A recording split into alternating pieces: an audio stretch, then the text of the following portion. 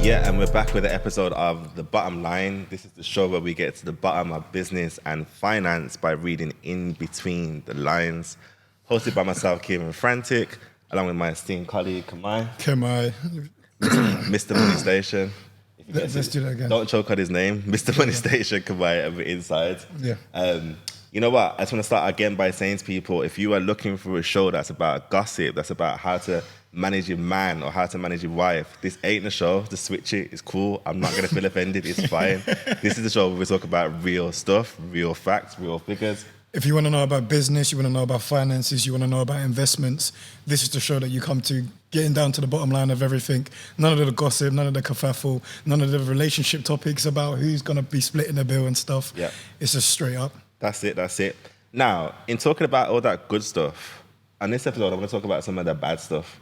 Some of the bad stuff that makes business grow, some of the bad stuff that makes business happen, because as we all know, business is cutthroat, isn't it? Straight up. But I didn't realize how cutthroat business can be. When I say that, I mean families breaking down, brothers, relationships, all of these things happen in business. Do you know what? Taking you on to that point, I remember actually speaking to my solicitor. And do you know what the number one breakdown in business is? Go on. Family feuds. Is it family feuds? Family feuds. And it's so funny because just personally, I talk personally for a second. Just last year, 2021, I made a conscious decision to myself to employ less family and friends. Not because I don't want them to have money, because I think our bond and our love is more valuable than having a feud over a wage or the time someone's getting paid or the time someone's working. But it took me 5-6 years of business to even think about that. Yeah. To even value the fact that, it's better for me to preserve our relationship because that's more valuable for my business success. But then at the end of the day, it's not just about you being family or you being friends. I understand the whole concept of wanting to obviously, do business with your family and stuff like that. But I always say this, a liability will always be a liability. Yeah. You can never, ever, ever try and turn certain liabilities into assets. It just won't work that way. 100%. And, hiring certain individuals in your family, yes, I completely understand that. But if they don't have the skill, if they don't have the drive, the work ethic, it's just not going to work. So. And business ultimately falls down to the people. You need to have the best people in the best positions. Not being rude, but a lot of times your family aren't that. It's not. They've got their own career, their own livelihood, their own interests. So dragging them into your passion and getting half effort out of it doesn't make sense when you can employ somebody or work with somebody who actually is passionate in that field and industry. So what are we talking about today? Let them know. Yeah, so we're going to talk about the kind of background of Gucci. So for those that don't know, Gucci is a brand that was set up by a family. It's a family-run brand at the start. 2 brothers. It was 3. There was actually 3 individuals. 3 brothers. Involved. Yes. So I kind of want to get you guys up to speed with one of the brands that we see every single day. How much times do we see Gucci? How much times do we hear Gucci? But do you know about? I was gonna say bloodshed. But that's a bit. Do you know about? It is bloodshed because when we actually go into it, Yeah. you're gonna hear about. Okay. The bad parts of it. So my knowledge, and I'm not as detailed in this with you, so please come in whenever you need to. Gucci was set up by a family.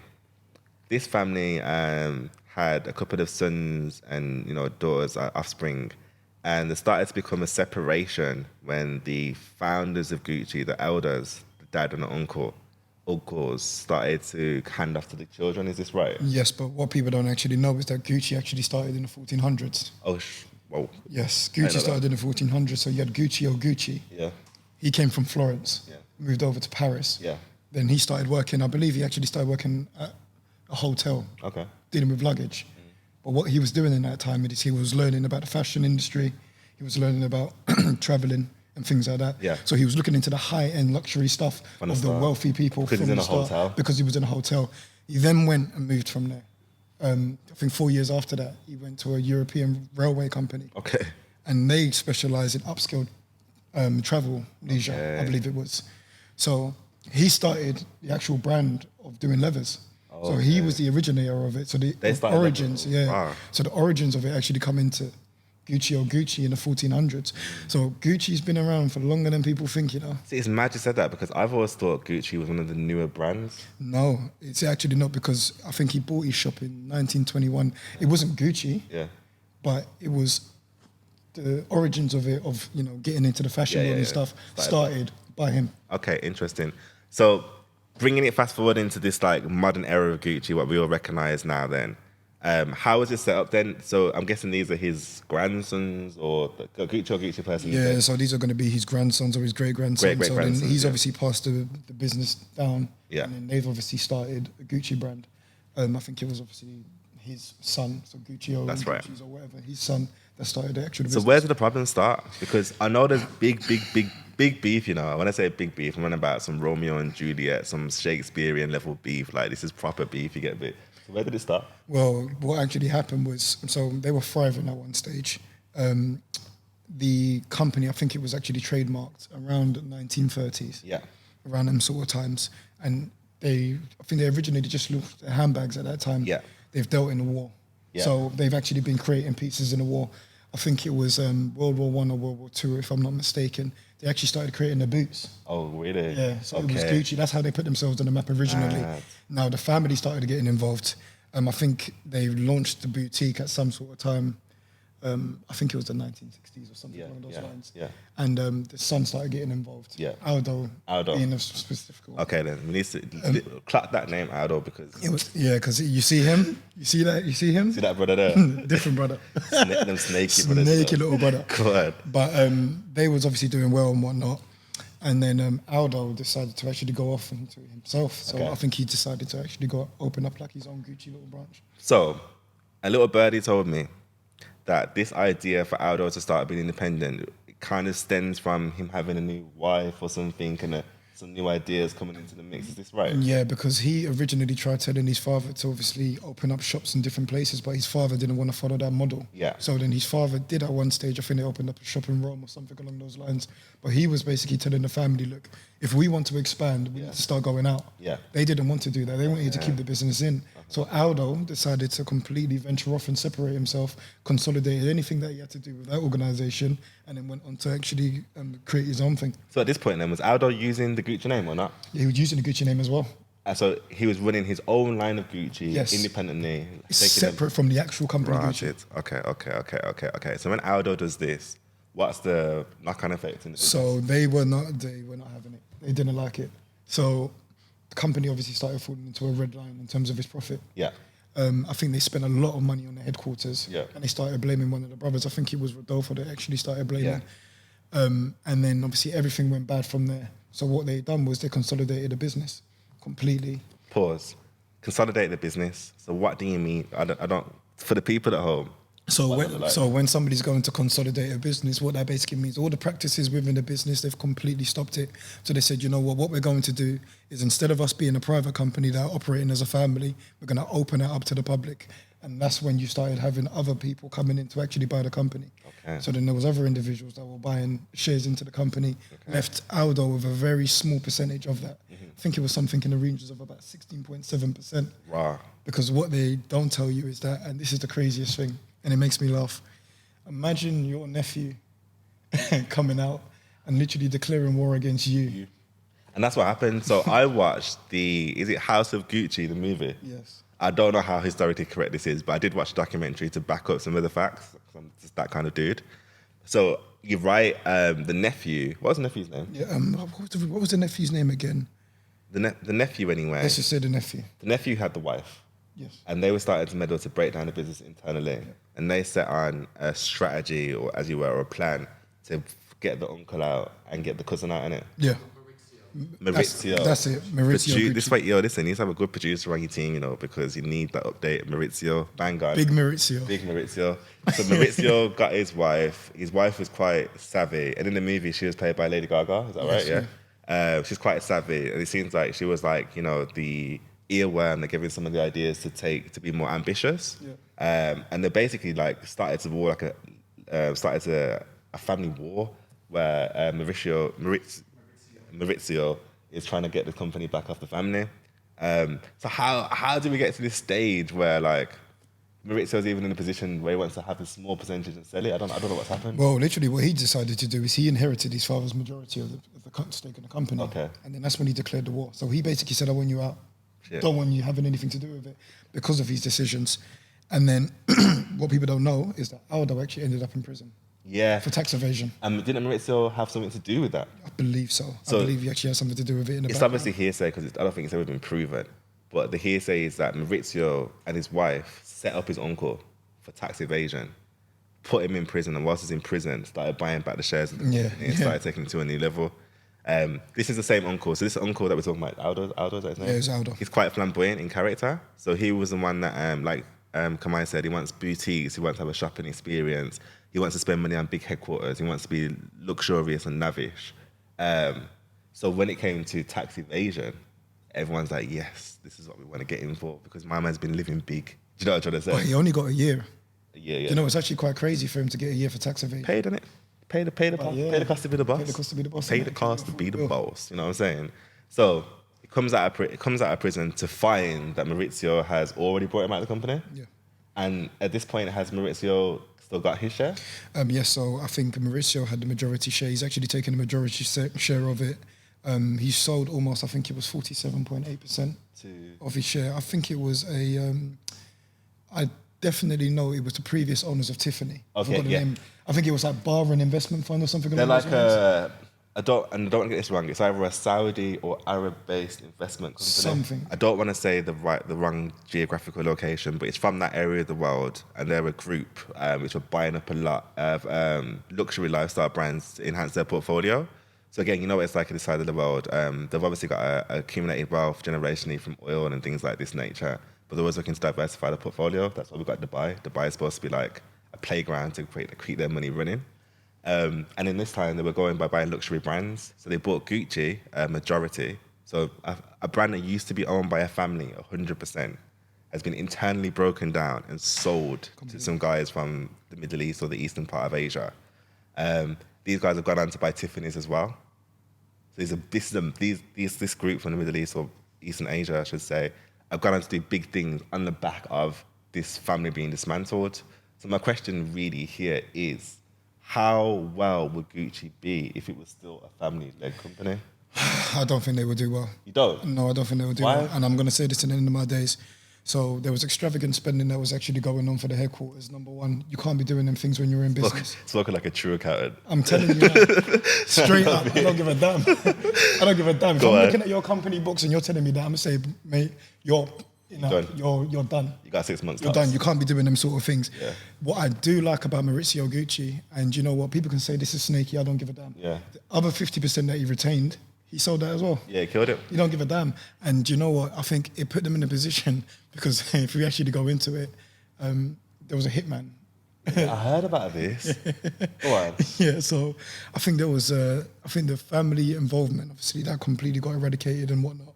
Oh, because Maurizio died? Yes. Yeah. And then the wife, you remember, I think it was the wife. Oh, yeah, Yes. now you're talking Yes. big. This is why the Gucci family is crazy. So Maurizio, being a normal guy, got egotistical from being the heir and the sole runner of Gucci, and he starts to embark in an extramarital relationship. Yes. Is that what we're calling it? Yeah. He had an extramarital relationship. Basically, he had a side thing in it. He had a side chick, basically. But he liked his side chick more than his wife, and he ended up leaving his wife for the side chick. Yeah. The problem is that I know we're not going to talk about side chicks and stuff on this podcast, but this is relevant, yeah. So when he gets this new side chick, he cuts off essentially his wife and the 2 children. Yeah. I think they've got 2 or 3 children. But this wife is a bad bitch. Baddie. Bad bitch. She's helped him to get to this point so far. She is not having it. There's a phrase that says, "There's no wrath like a woman's scorn." Yes. This is a woman's scorn with the biggest wrath going. Biggest wrath. And it allegedly, I say allegedly because there's evidence to prove, per se, that she set up a hit to kill Maurizio because she was getting... Check where he died. In his office, isn't it? HQ. His office in Milan. On the stairs of his office, she set up a hit, for instance. Just came, blew his brains out. You want to hear the joke of it, though? So she said 2 dodgy things in the interview afterwards. On the funeral day, they interviewed her and they said, some people die, and she said, some people have the privilege of being murdered. Yes. And my husband had the privilege of being murdered. Mad phrase, take that how you want. The second phrase that she said, whilst they were going through their marital problems before he died, she says, you know, you can have the choice. You can either, this is the biggest phrase you've ever heard, cry on a bicycle or cry in an Aston Martin. or crying a Lamborghini. She created this phrase. This is her biggest phrase. It's her phrase. So you know what kind of lady this person is. She's obviously based off the material kind of mind thinking. So when he left her for this side chick, she couldn't deal with it. But then you know what the funniest thing about it was? She served time 16 years. Yeah. 16 years in jail. If you do that now, you bloody get life. You get life. But again, Get she's got laughed money. off. And when she come out of jail, she come out to money. Yeah, she's up. She's up. So it's a mad story. And But going back to the key takeaway of obviously what you was asking me, the reason why I don't think it works, oh yeah. you got liabilities in a family. Yeah, Now there was clearly. multiple liabilities in that family. Yeah. And I'm always going to say this, you can't be around liabilities. You need to make sure that the structure of your power team is there. I get ya. I hear ya. Go on. Go on on. with your- no, go on I with hear your ya. point. It's just that I do think a lot of Gucci's early success came from this. Like you said, their granddad was involved in luxury and hotels and trains. I've had you can't teach style. You can't teach taste. This has been passed down for generations. And when they're creating these flamboyant prints and these great products with materials people haven't used before, it's because of that lineage. And I feel like somebody can come in and try to imitate 100%, but some things are in your blood. Do you know what I'm trying to say? And you don't know how advanced Gucci would be now if they carried on as a family. But look what Gucci are doing now. Look at the pieces that Gucci have done. Look at the collaborations. Me personally, I think if the family was involved, especially because it was based on ego. Yeah. A lot of it was based on this is what I want as opposed to this is what I want for the company, for everybody. I believe on that basis, because the ego was so high, they would have not gone and done collaborations with all these other people. Maybe. They wouldn't have gone and put themselves in that position. It's such a big assumption to make though, because we don't literally know. But then you've got people literally going behind each other's backs within the family at that time. There was at a red line in terms of their profitability of the company was going down and down and down. I and honestly down. feel like, and this is just straight off the hip, I'm not saying it's based on any facts, but if Maurizio didn't die and his children came up with Maurizio's guidance in the company, we don't know what the new chapter of Gucci could have looked like. They'd probably try killing the ex-wife. With a savvy mum like how she was. Even though she's a murderer, she was savvy. With a savvy mum and Maurizio's business acumen and a business brand name like this, you don't know what the next generation could have been. And I just feel like, I know I'm coming from an entrepreneur perspective, I just feel like creativity that could have come, it could be exponential compared to any collaboration. But then coming from an accounting perspective, there's always got to be something behind that. There's I always hear got to you. be foundations behind those particular things in order for the entrepreneur to be creative in the first place. Agree. The creativity is one element of entrepreneurship, as we already know. 100%. But the team around the entrepreneur is what makes the business what it is. Bang on. And at the end of the day, when I look at the situation, and this is going to be the bottom line for me, if you've got a family, and a lot of family businesses actually do well. If you look at the Dysons, fantastic. Yeah. They absolutely do well. Great example. But you've got families where they're not aligned anymore. Yeah. And greed becomes very, very toxic in given situations. Now, there's a reason why Maurizio sold all of the company and didn't keep a portion of the company. I don't think he wanted to give it down to his family. Yeah. Subject to the reason that there was certain individuals in the family that were doing certain things. True. I feel like Gucci are doing well now. As you said, who's to say that they would have done great? But I don't think they would have done better than what they're currently doing now based on the people that were running it. I think that's fair to say. I mean, again, it's your opinion, and I think it's a valid one, and I see where you come into it from. I do agree. I think the bottom line is, what happened for the best. I feel like Maurizio was trying to put a stop to this cycle of crazy betrayal and just cash out. And every business person, well, not every business person, but most business people are looking for a cash out. We're looking for an exit strategy. That's what we call it. Some business people want to do it for life because they're setting up industries that are for generations, but some people want to cash out. You just want to get in and get out. And I feel like Maurizio was at that stage. It just goes to show, though, how much greed, commercialism, capitalism can feed into a business, into a family, and tear you apart. It reminds me a lot of things you said, even with the war bit he's mentioned with Gucci. It reminds me a lot of the Adidas and Puma story. The two brothers. Exactly. Adidas and Puma story is mad. So, the Dazzler brothers. Yes. Adi Dazzler and Rudolph Dazzler. That's right, innit? Adidas and Rudolph Dazzler. So many people don't know, Adidas and Puma were brothers. Blood brothers, not twins. I think Rudolph's older, Adi's younger. We're going back now, so we're going to rewind. Going back to World War I times. So during this time, Germany's in economic crisis, obviously. That means no one's getting jobs. Inflation's at sky high. Money doesn't mean nothing. If you go back into history, hyperinflation, kids are playing with cash on the floor. It's worth nothing. It's piling up cash on the floor, yeah? This is part of the reason why Hitler wanted to come into reign, to save Germany. I'm not giving you a history lesson, I'm just giving you some context. So at this point, when World War I was happening, their parents, had a laundrette, I believe. They had a laundrette. Because of what happened in World War I, I'm going to finish World War I. There's no need for this laundrette no more. The laundrette's not making no money. Everything got blown to smithereens. Got blown to smithereens, thank you very much. So Adolf is that short for, not Hitler's brother, but we know where we're going here. German gang, innit? German gang. This is be easy on the German gang. You get me? We've got a few Johns in England, yeah. That's the German gang, Adolf, yeah. So Adolf starts creating shoes just out of necessity because there's nothing around. He's got a passion for it, so he starts creating shoes. He's doing all right. For 3 years, he's running this thing and he's getting a bit of coverage, getting a bit of press. He's from a small town in Germany. So he calls in his big brother, and big brother says, "Yo, can you give me some help?" That's Rudolf. Rudolf says, "Yeah, man, of course, bro. Whatever, I got ya." World War II happens. By World War II, they've carried on producing, but they've made shoes that are necessary for the war, just like I said with Gucci with leather. Yeah. So they've changed their proposition to make things that's necessary for the war. During this time, and I'm not calling Adidas a Nazi company, I'm going to say that from now, but they did align themselves with the Nazi regime because that's the only way you can make money during this time. You have to understand. In a similar way to Putin is friends or collaborative with like Roman Abramovich and these types of people, it's not because they're necessarily a supporter of the doctrine, it's because you have to align yourself with the political regime of what's happening. That is business. How else would you do it? Better than business, that's economics. Yeah? Business is making money through the economical channel, which is run by the political party. Yeah, you get that? Cool, safe.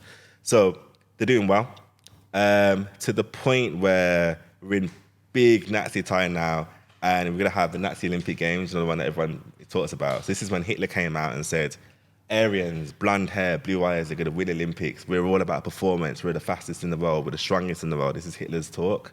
Adolf, even though it's aligned with the Nazi party, says, I like Jesse Owens from America, black guy. I think he's going to do well at this Olympics. So behind the Nazi regime's back, he sponsors Jesse Owens. Jesse Owens wins the Olympics, fastest man in the world, in Adidas, well, in their company's shoes. It's not Adidas at this time. Adolf's just acting on behalf of the company. It's the Dassler brother company. So now they've got a reputation. Biggest, fastest brand in the world, yeah? I'm going to ask a quick question. Go for it. Was that the point where they've gone, you know what, there's a bit of jealousy on envy? So, kind of, Rudolf got sent to the war to work. He believes, because Adi got a new wife, just kind of like the Gucci thing, he believes that Adi and his wife set him up to say, yo, he needs to go work in the war so they can take the company from underneath him. That's what his soul believes. He believes that. True enough, anyway, when they come back from the war, after a few years, companies closed down. This company that was set together has broken down now. 2 companies get formed. Yes. This is 1948. Yeah. This is the birth of Adidas and Puma. It was Rudy who's left and set up Puma before Adidas was set up. I just want to say this to you. So Rudolf, the guy, the older brother who went to the war, he left the company to set up Puma. So as a retaliation, Adi Dassler, who was the original person who cared about footwear, said, I'm going to make Adidas. Adi Dassler, Adidas. Mm-hmm. That's the name of the company. Did it rough though, innit? Well, he shot himself in the foot. Did it rough? So talk about the river. Yeah. So the setup, so literally Rudolf says, yo, so there's a river that connects this small town of Germany where they're from. Rudolf says, I'm putting my factory down here on the river, on the side, and you're going to be, and Adi said, I'm going to be the side of the river. Said to the workforce, choose whoever you like more. Whoever you're going to go with. Meal Kemai, choose. Choose. I'm telling you, you see these family feuds, different. It's rough. So as a result, you got this biggest rivalry in sports history ever. At the time, Nike's not a player. I want to say this to you. At the time we're talking about, Nike is not big boy. It's not big boy. It's Adidas and Puma. Nike started pushing through when obviously Michael Jordan started coming into it, but then we can obviously go into the conversation. So 1954 comes, yeah. Just fast forward in about 5-6 years, yeah. Adidas has been running. Puma's been running. 2 separate companies, yeah. We get to Olympics again, and both of them are like, yo, we want the fastest. We know what it does. We want the fastest people in Adidas, and we want them in Puma boots. Yeah.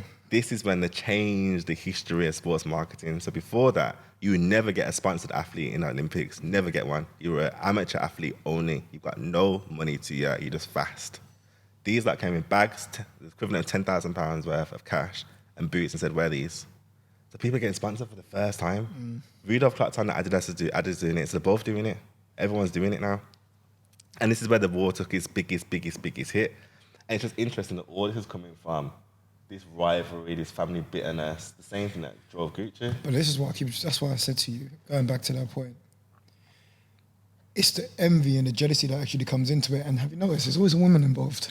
It seems like... I don't know what it is. I don't know. I'm not blaming it. Listen. It's not women's fault. I'm not saying it's women's fault, so don't think I'm saying that. I'm not blaming the ladies. I'm just saying that sometimes the dynamic shift is too much for some people to handle, you know? Yeah. You know what I'm trying to say? So they just got to handle it. It's like they can't handle it. Do you know what it is? It's like they start losing their mind when the woman actually gets involved in the situation. I don't know what it is, but... And that's what we got to. So now we're in 1954. Big, massive time for Adidas. Adidas have slapped it. Germany just won the frigging World Cup. They've won the World Cup wearing an Adidas kit head to toe. The top, the shorts, the boots. Adidas, Adidas, Adidas, Adidas, Adidas. Adidas is the biggest sports company in the world now. It's undeniable. It's undeniable. So we're in this mad stage now where Germany and Adidas going back to back, trying different things. Puma catches on and Puma starts, for the next World Cup, they sponsor Pelé. Yeah. You get it? We know what Pelé is doing out here. We know what Pelé is doing. Everybody knows it from generation to generation. If you don't know who Pelé is, boy. And that's what I'm trying to say. Pelé, the big man. Also, in the 1960 Olympics, they sponsored 2 athletes, haven't got the name, but they got 2 gold medals as well. So Puma's putting themselves on. Not only are we my brother's competition, but we actually can do things. Yeah. You've seen what Pelé has done. You've seen what the Olympics is. We're out here. This rivalry has been going on too. Obviously, it's passed on to the sons now. It's carrying on through the family. 2 very different businesses, very different organizations. Adidas is more led by the culture. Yes. More led through collaborations through Run DMC in the 80s, going all the way up to now. Storms is Adidas. I think we need to talk about the biggest collaboration as well that Adidas has done to the Yeezys. Oh, and obviously Yeezy, yeah. Big in the culture, massive in the culture. The sales have absolutely surged ever since, they've had the collaboration with Yeezys. 100%. Puma in the background, today to us, well, not even just to us, the market share is smaller. It's not as big as Adidas. It's not as big. But they have done some notable things. Like I said, Pelé. Clyde sneakers from basketball. So if you're a basketball fan, you've heard of the Clyde sneakers. That was in the 80s. Clyde was a big basketballer. They were one of the first people to say, yo, have your own shoe and do your thing.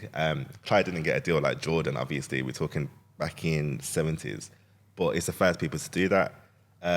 Usain Bolt. Usain Bolt's massive for Puma in the last decade. When Usain Bolt won the Olympics, they changed the whole brand proposition of Puma. And then their thing now is to be the fastest brand. What that means, I don't know. But the fastest brand, if you wear this, you're the fastest thinker, fastest runner. I don't know, but they're the fastest brand. That's what the brand is based off. Even down to artists. If you actually go over to America, I'm pretty sure Rick Ross, Meek Mill, and the likes of those people had a deal with Puma. Nipsey Hussle as well. Big Sean had one. Nipsey, Rihanna. It was a couple of them that actually had one, wasn't it? Big brands with Puma. One thing you might not know, Puma logo, you know that thing? I don't know what it is. What do you call that? I don't know. You can't say swoosh because Nike got that. It's like, that little thing they got. Whatever they got. Well, they call it the form strip, sorry. This was actually made in the 60s to stabilize the shoe. So that strip's in there to actually stabilize the shoe. So it's 2 pieces of material with that thing in the middle stitched through. That's what it's for. I thought it was just a bloody design. Nah, it's actually for. Nowadays... I'll be real with you. I'm wearing Pumas. I'm thinking, this design's actually all right, isn't it? But now, good shout. One of our producers said before it was a tail. Good shout. It wasn't. It was just made for functionality. Nowadays, it's just to keep the brand alive. But that was created to actually keep the form of the shoe. They believe that's what helped them in the Olympics in the 1960s. They believe that invention is when he came, and that's what helped them in the Olympics. Interesting. I just think it's interesting that today that the companies have kind of got 2 separate lanes, but are kind of similarly based on the same thing, and I want to talk about that. So Nike, we know, is about performance, yeah? Dry fit, That's football their slogan, boots. yeah. It's about performance. Adidas sits in this cultural space, like you just said, all the people you mentioned. But where does Puma sit in the same cultural space? In performance? Where is Puma? Do you know what? I think they're trying. They're trying. The trade. I'm sorry, but at that level, try is not enough, is it? They're just not there. I'll be honest with you, I just don't think they're there. I don't get it. I don't, with Puma, I just don't feel like they've got a good, strong brand identity. And I've done some research, and this isn't personal. This is what everyone feels like. Over the past 20 years, they've shifted between trying to be performance, then trying to be cultural, then trying to be like what they call athleisure, which is, you see the youths in their like dry fit tracksuits, and that's athleisure. That's like wearing sportswear for fun. You see the girls in their leggings going shopping and frigging boring, but they're not going to the gym. That's athleisure. They tried that realm, and that's why they got Rihanna on board for athleisure. And Rihanna went on to do Fenty, but that was their springboard. They haven't really found their groove. The most recent, one last thing. The most recent person they got is Neymar, footballer Neymar, and he sits in this weird zone. He's a great footballer, obviously, but he's kind of like a cultural icon kind of thing. He's got like a young youth, strong following. It's like, so where are Puma? What are you? What are you trying to do? If I was to ask you this question, go for it. What is their brand identity? What would you say? Sports? Talk about this then. I'm actually long-winded. When Puma set up their company, the reason why Rudolph chose Puma as a name was because he wanted to base his company on something that, again, was fast. I don't know why fast is his thing. Fast, resilient, and strong. That's what he says. So the original encounter of them actually creating it was for sports. Sports, yeah. Fast, resilient, and strong. We have to go back a second until 90s, and I'm on about 90s.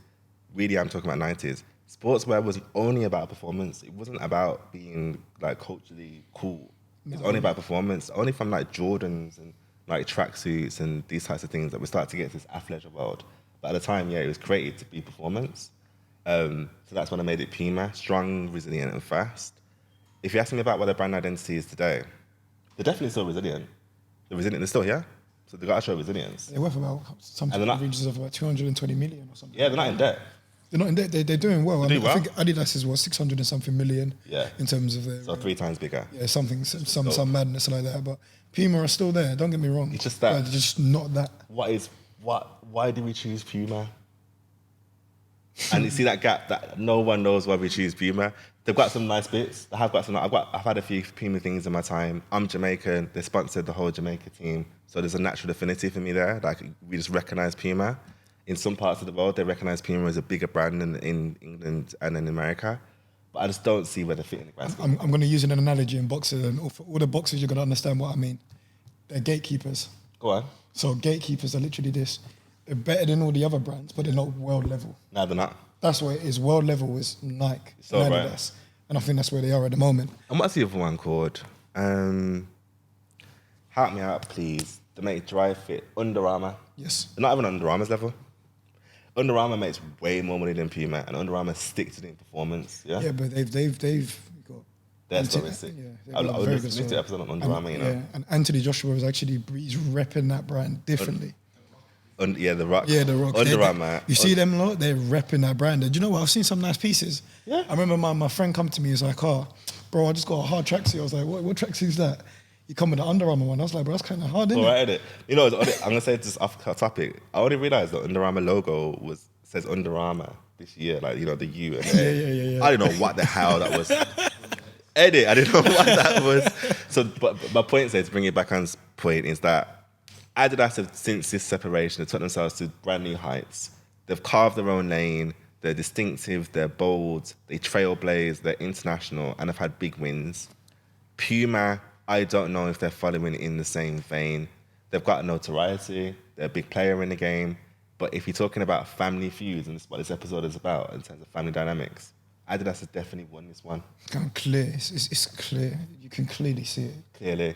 3 times. So you said 3 times. 3 times. So takeaways I'll take from this is for you guys at home. First of all, really distinguish your brand. Adidas has done a great job at distinguishing their brand, from the 3 stripes to the people they've aligned themselves with, to the brand endorsements, for the way that they position their brand. They've really made sure it's clear what they're about. With Puma, not quite the case. Second thing I would say is to diversify your audience and diversify your market. Diversify, again, I'm talking jargon. Change up, switch up, keep it fresh. Yeah, keep your portfolio mixed with different things that can help you get revenue streams. So Adidas might have been doing football at one point in Germany World Cup, but now they're working with Kanye West, and he ain't winning no World Cups. So keep it fresh. Keep that takeaway. This is going to be a bit of banter. Go on. Stop allowing women to make you. Stop allowing them To break down the company. Yeah, come on, man. And I want to touch on that, not just women. Personal relationships and business are two separate entities, yeah? Sometimes I bring my brother, my partner, my brethren to work, and I might be a direct business leader. I might give them a strong direction. But I always say to them, look, what I'm saying to you, it's not personal. It's just, we're just working today, we're just performing. When we get back, it's all love, it's all kudos. You know what I'm trying to Everybody's say? taking business personal nowadays. I don't think get that's why. the biggest problem. It's not personal. But I think the reason why, do you know what? Have contracts in place. Yeah. You're never ever going to fall into these problems. Yeah. As long as you have some form of contract in place, you're not going to fall into these problems. And as you said, business is business. This is business. But what people always do is that there's always this emotional element that they attach to it, and the emotional alignment to business is why people actually crash and they leave themselves to destruction. It's self-sabotage, so to speak. 100%. You see, with business, I'll tell you straight up, I've been running business for 7 years. A lot of it's in your head. I want to say a lot of it's in your head in terms of the concepts, the strategies, the achievements, the negatives, it's all in your head. And you project that outwards. If you start to look at this in a less emotional way in terms of where you just track where you was to where you are, you track what your outputs to your inputs, business becomes very enjoyable. It's the emotions that tie you down. It's the emotions that weigh you down. So this thing about interpersonal relationships affecting business, it's really not, I'm just not here for it. Like we're all here to get on board with the ideology. It's the brand culture, it's the business culture, it's the target, it's the strategy. Let's stick to that. And it's about maintaining them systems and processes. This is what you need to do in any given organization. If you really want to know one thing about a business, once you have a system and process in place, it doesn't matter who's behind that system and process. I always use McDonald's as the perfect example for that. You can put a 16-year-old behind that bloody counter. You get it? And they're still going to be able to run that the company. system and process And that work. business is probably one of the best operational businesses in the world, hands 100%. down. It's what Nas said on his recent album, double down on what's working and that's how you double up. And it's exactly that. If it's working, double down on it, make more systems, more processes, more better luck, keep doubling down and you double up your profits. Double down on what's working. Big double up. facts. Yeah? 100%. Again, round up another great episode from The Bottom Line. This one's been about family feuds and how that can affect business. If you know some examples about how families have been broken down through business on a global scale or on a local scale, put a comment below, man. I'd love to hear some of this. I want to pick this subject up again because I think it's bigger than Adidas and Puma. And It's way bigger than must that. be loads. I want to look at the Royal Family one day as a business and see how that's going down. The firm. The firm. You're going to know about that one day, I'm telling Yeah. you. So, like I said, if you've got ideas or you know things about it, drop it in the comments. And please keep liking, subscribing, and watching The Bottom Line Show. This is a show where we get to the bottom of the business and finance world by reading in between the lines. I've been Kieran Frantic. Kemai Press. Keep watching. We're out.